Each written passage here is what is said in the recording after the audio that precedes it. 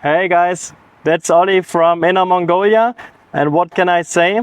Today I was supposed to take one of those old Chinese slow trains in the hardsleeper to show you how it is to take one of those trains. But as you might can guess, this year is not the train I was supposed to take, but the train I was supposed to take is cancelled. And now I'm stuck in Inner Mongolia.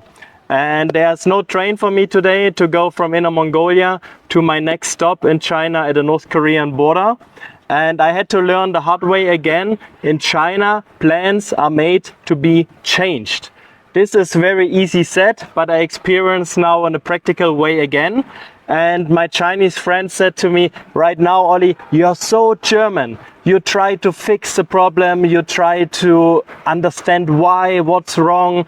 And we in China, when something is fucked, we just acknowledge it's fucked and we curse to the air and then we move on and we try to find another way to achieve our goal. So this is what I gotta do now. I gotta go now to the train station here and I try to figure out for me a way to go to my next stop at the North Korean border. So let's see how that goes. Okay guys, we made it. I got my train ticket from Inner Mongolia to the North Korean border in the hardsleeper for about 24 hours. Unfortunately not for today, but for tomorrow. So I'm very happy that I can go tomorrow. I just have to find another place now to stay for a night.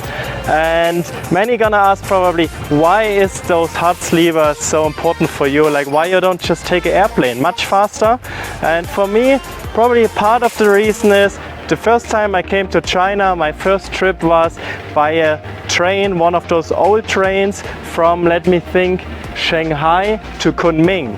And it took about 40 hours, more than 40 hours in this train, in a soft sleeper though. And my 3 German friends who came with me, they were also like, why the fuck you want to take this long train, waste so much time, let's just take an airplane.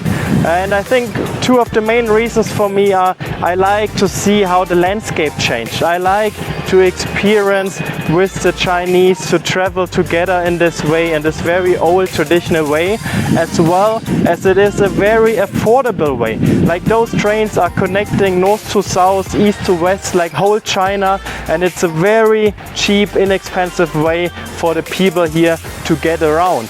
As well as I think it's just like a very interesting way to connect to the country. I just had to learn today one lesson. Those trains, they are just not slow. They are also very late sometimes or even cancelled because they have to give way to those new modern trains. So this is a new lesson I had to learn, but nevertheless, let's get into it. New day, new luck. Today apparently my train is going, but I say very often in China, I only believe that it's happening when I see it with my own eyes. So let's check it out if it's happening.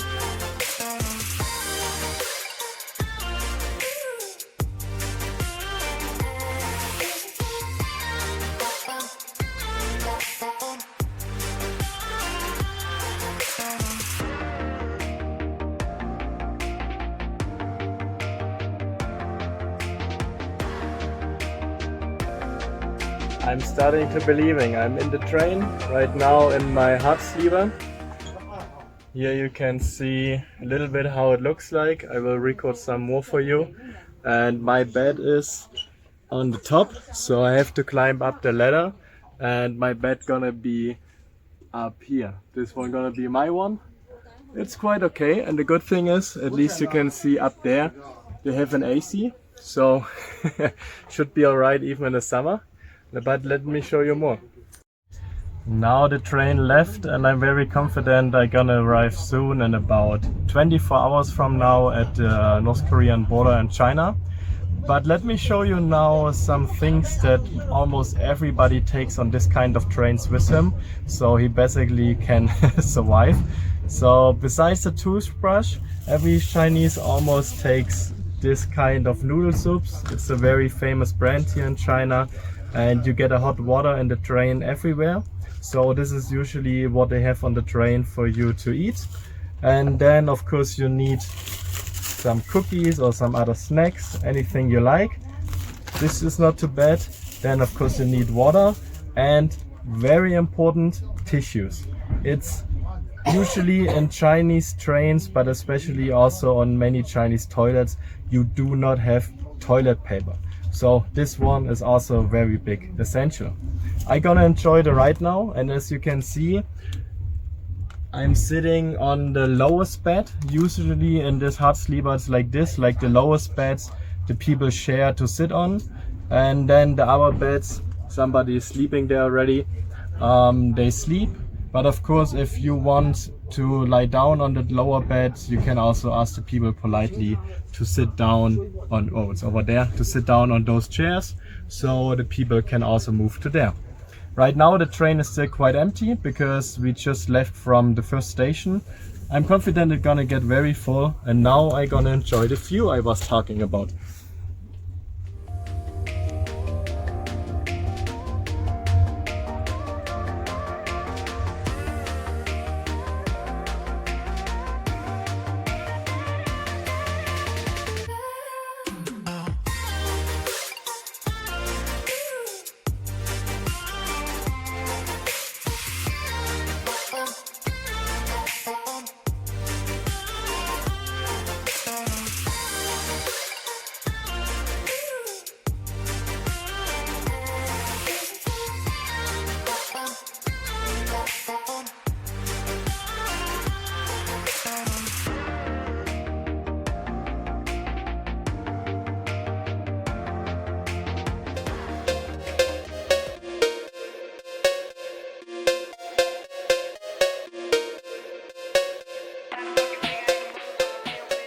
It got dark outside, not much to see anymore, so I was climbing up in my bed. I'm now in the highest floor of these 3 bunk beds, and you can see how much space I have left.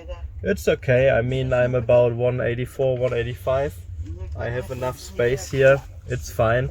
Just have to be careful to not fall down, but this one gonna save you from it, hopefully over the night. And yeah, it's quite comfortable. It's good enough for the price. Oh, there's one thing you also should definitely bring with you. It's a power bank. I couldn't find any power outlet in this train, so make sure you don't forget it. I just remembered another thing you need.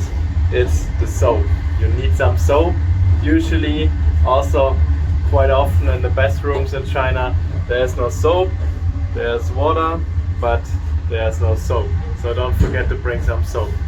I just woke up and got off my sleeping train here in Shenyang in North China, and it's very easy, very simple. You don't have to worry that you're gonna miss your stop. They have every weekend the staff. They're gonna wake you up and they're gonna tell you where to get off. Because sometimes it can be a bit tricky. Big cities like Shenyang, they have several train stations that you don't get off at the wrong train station, but no worries, they're gonna help you. And now I'm gonna wait here for 1.5 hours to board my connection train to Yanbian, to the North Korean border. And I also want to tell you, this way, it's now 5 AM. I slept the whole night in the train. It's a very good way to save some money because you save some hotels nights. It's very good for a tight budget.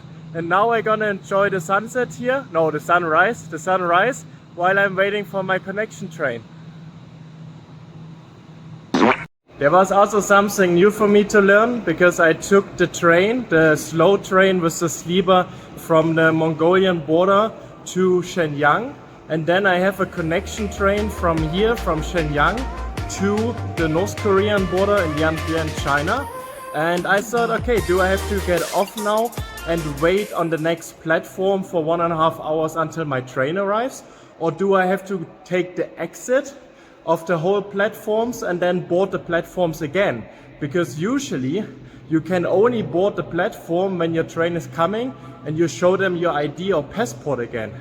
And I was the only person just standing on the platforms. Nobody was on any other platform. So I asked one of the staffs, he checked my ticket and he said, of course you have to go out and then you have to get in again and check with your passport in again. So that's what I'm doing right now. As you can see, I'm the only one here right now. I have to find the exit, wait there for 1 hour in the hall, and then board the train again through the hall as everybody else. Here's something new I can show you. If you remember my video about the train station guide in China from Harbin, I put you a link somewhere here. it's not possible there to use your passport to get in and out. You have to go to those kind of machines, like over here, and there should be a staff. Right now there is no staff because I am the last person who got off the train, and they should help you to get in and out with your passport. However, now you can see, I will turn the camera, here they have the possibilities to scan the Chinese IDs. There's the Chinese ID, or to scan your passport. So I gotta try this now. I gotta use the first page, like the plastic page of my passport. I'm gonna put it on here. So now he's scanning, let's see. And now he was just opening the gate for me. Now I can go through. So it depends very much on the gates and the train station you are, if they have this scanning machines including the passports, or if they have the scanning machines only for the ID, as well as how they put your passport in the system, means how you booked your ticket. Sometimes it works, sometimes it doesn't work. But you don't have to worry, there's always someone who's gonna help you to get in and out. Now I got out of the train station here in Shenyang. Behind me you can see the city. It's 5:30 a.m. Very nice and cool in August in the morning. And now I gotta find the entrance of the train station again, where I can board my next train in 1.5 hours to go from here to my next stop. Before boarding the train again, I have of course to get some new items to buy, to drink and eat. They have plenty of stores here, and I just want to show you this store has a huge selection of Fanta. Like in Germany we love the Fanta, it's not so popular in America, but here they have even more selections than I know from Germany. They have like the normal Fanta, they have, I don't know, this kind of flavors, and I guess this one is the pineapple or something. Yeah, this is the pineapple.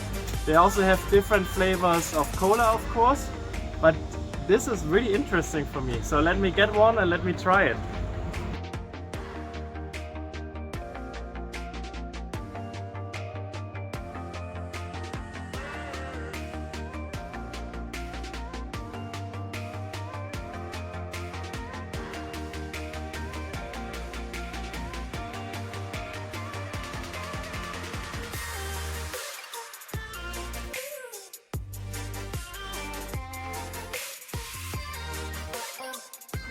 Here we are, guys. I made it after 24 hours, 600 renminbi, what is about $100, and 1,800 kilometers later.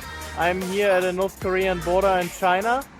It was quite tiring, I must admit. I'm still tired because the first train I had to make an exchange at 5 a.m. in the morning. But I made it without any problem, without any delay. Finally, I can check out the city.